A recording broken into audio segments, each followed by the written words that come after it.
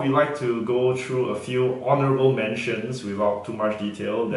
These were geek pop culture movies that we felt almost made the cut and would still be fairly entertaining watches. And to top it off, I was very excited because it was the return. 2017 was the return of Captain Jack Sparrow. The Captain. Yeah, one of my favorite characters of all time. And since the last movie is like 2011, there was a big gap in between. So it was very exciting for me to see Jack Sparrow back on the screen. And I thought the story pretty much did a good job also in tying things together. And I'm not sure whether it won over new fans, but it was for the fans of old also to get closure on the bigger picture. But still, there's a gap there to make more movies, so that's pretty fun for me. I enjoyed that. So other sequel movies of 2017, of course, lucky number 8 in Chinese culture is Fast and Furious 8, which we understand made bucket loads of money. And how is this into geek pop culture? I think if you look back in the origins of the Fast and Furious saga, and it is very much things relating to sports cars, video games, urban street culture and so forth, which due to the phenomenal success of the movies have actually pervaded to popular culture. And even the tech, or if I arguably say the over the top action sequences, which has begun to defy physics in the last few movies, borders in the realm of sci-fi. Fans of cartoons in the 80s might even arguably say that Fast and the Furious is looking like something of this cartoon series called Mars, where you have vehicles which transforms and have all sorts of gadgets associated with it. But it is a fun watch, and most movies, action movies with Dwayne Johnson, is fairly entertaining. Yeah, and then one key point that they said that it is a movie that has done very well for a primarily non-white cast. I mean, seriously, you want to talk about diversity or ethnicity, and that, wow, what a great movie. A saga, like I said, Fast and Furious has become, and definitely a force to reckon with, more than just cars and gadgets. And so another sequel movie in 2017, and this one dates back in a franchise which is even predates Star Trek, and that would be Planet of the Apes, or more aptly said, the title of the movie is War for the Planet of the Apes.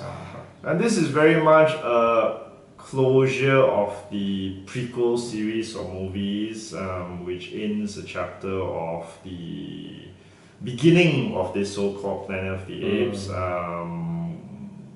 as established in a society or set by our lead protagonist, which is Caesar, which, when we look back really at the very first movie, he was born, he grew up, and now he is a leader of a fledgling society.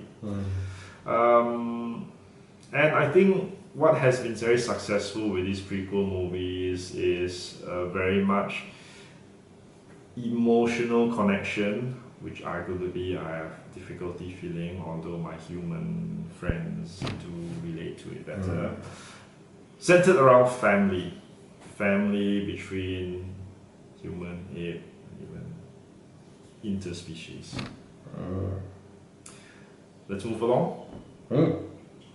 And next we have also a sequel that we want to give an honorable mention to. It is none other than The Kingsman, The Golden Circle. A comic book movie which I believe really hit cinema audiences unexpectedly when it was first released 2 or 3 years ago. Rated R for all the violence and profanity. But that added to that surprise fun factor. And now being a sequel, of course, it's sometimes difficult to top your preceding movie. And I would think that they just about had enough of the same fun factor, which makes it interesting. And that's with the introduction of the Statesman, which is the American counterparts of the British Kingsman. Yeehaw! And the adventures that unfolds according to that. Visually, the comic book feel is still very much there. It almost feels like the sequences are popping pages out of a comic book. You haven't watched it, go catch it. It's just been released on DVD and Blu-ray. You can find it at your friendly neighborhood video store. Yeah. And next, we're going to move on to our honorable mentions that are adaptations. And first off, yes, thumbs up to Valerian. Yeah, at the beginning of the year, I was doing a little preview pop watch list. And I was like, what's Valerian all about? Okay, but basically it's based on an adaptation of a European comic and done by which is adapted by none other than Mr. Luc Besson. And talk about sci-fi or European sci-fi, and you mentioned Luc Besson's name, and yeah, you'll get something very exciting to watch, especially if you're a sci-fi fan, or if I may quote Mr. Logic here, visual spectacle. Yeah, it was very nice. I'm sure that the tone was very different because it's quite Euro. The feel or the humor or the sets or their ideas could be very different from what we are used to. But still a good watch. Valerian, the City of a Thousand Planets. And touted to be the most expensive European movie ever made. It certainly pays off in the special effects and the set design. That being said, you could sort of say that they may have been able to done better with the actors and the plot. Hence, honorable mention. Yes, that did make it to the top 10 list. And then next we have Good versus Evil again. We have Dark Tower. This is being an adaptation from the series of Stephen King novels, which has, what I understand, also had a certain amount of production hell, but just finally hit the cinemas, starring Idris Elba and Matthew McConaughey. For one unfamiliar with the source content, I don't have a basis of comparison. I believe true followers of the novels still have very much issues with the movie, but not having burden with that preoccupation. I think the premise was somewhat interesting in a way that blends kind of Western cowboy pop culture with the gunslingers, and in a way that then goes into the realm of fantasy and sci-fi with multiple dimensions, magic, why is there magic, and so forth. So it's an interesting premise and it bears a further look. Next we have okay, it's one of those Hollywood remaking or doing an adaptation of a Japanese classic, which was Ghost in a Shell, starring Scarlett Johansson. Woohoo!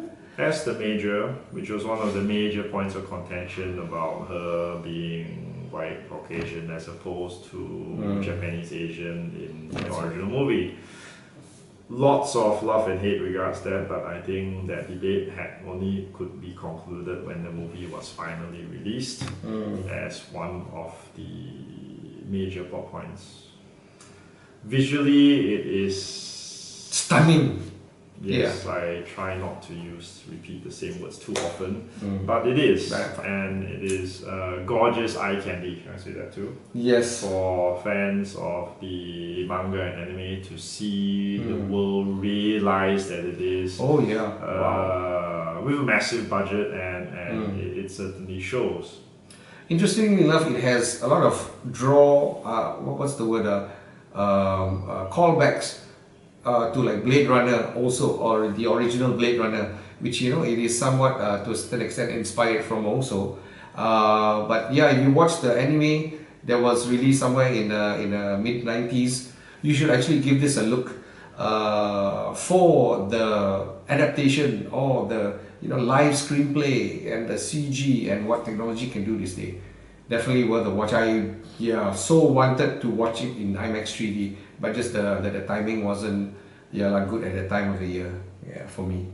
Another good honorable mention of adaptations, and certainly when handling adaptations, it's always a sensitive issue on how do you balance fan engagement who love the original source material, yet make it look realistic to and in a way makes sense to the general audience. Yeah, the movie goers. A naked Scarlett Johansson just may not have really worked very well, especially with censorship authorities. Though I'm sure it'll be very popular. If those of you who don't agree, don't bluff. Okay, don't bluff.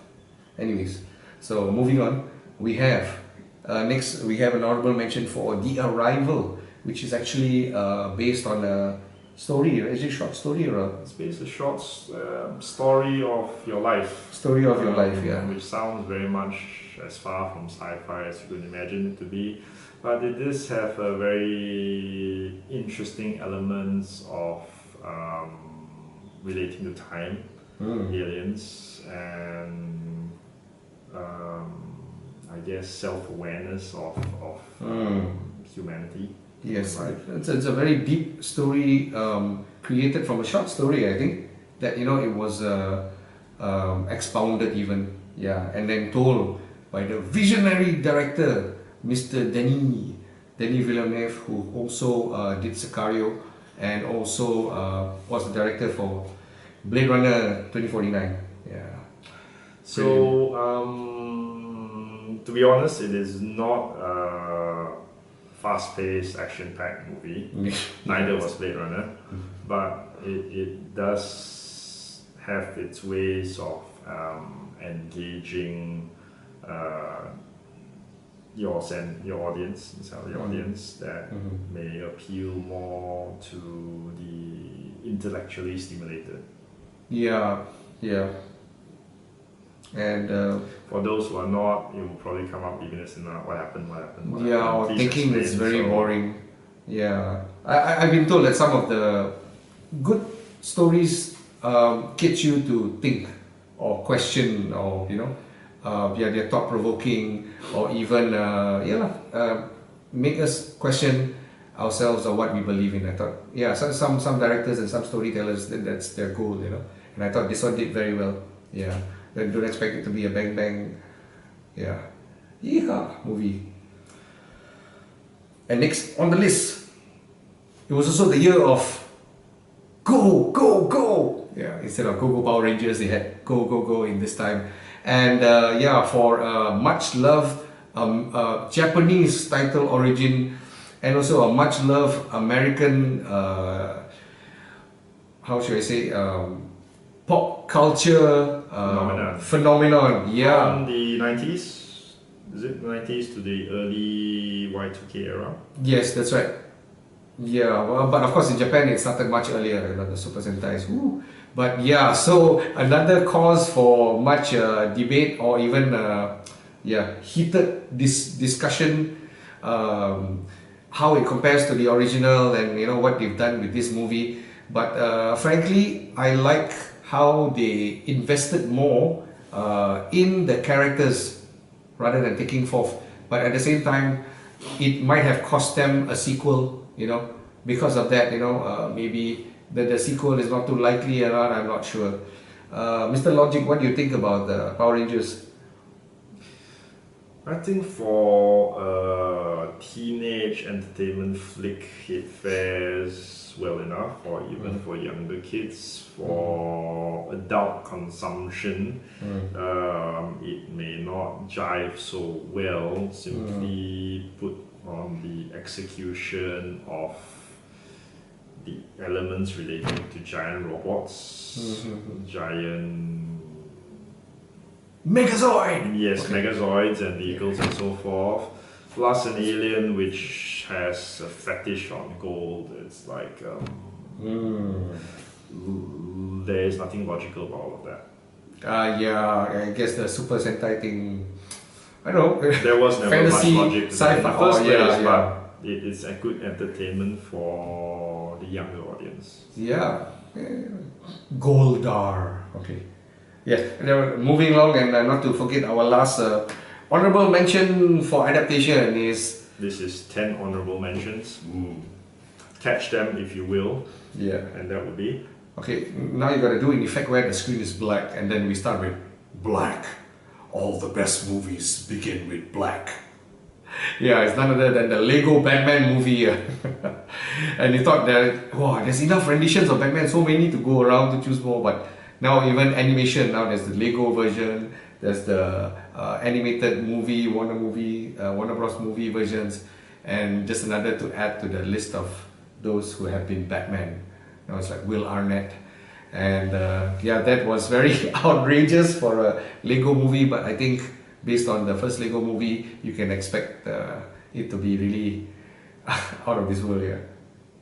That being said, though, I don't think it captured as much of that same magic with the first movie. Perhaps based on you can only repeat the same concept of gags a certain number of times, and after that it sort of gets stale, and that fatigue may have carried over by having too many Lego movies within the same year. Lego Ninjago took place 6 months later. I have no feeling towards that. So that's our 10 honorable mention movies for 2017.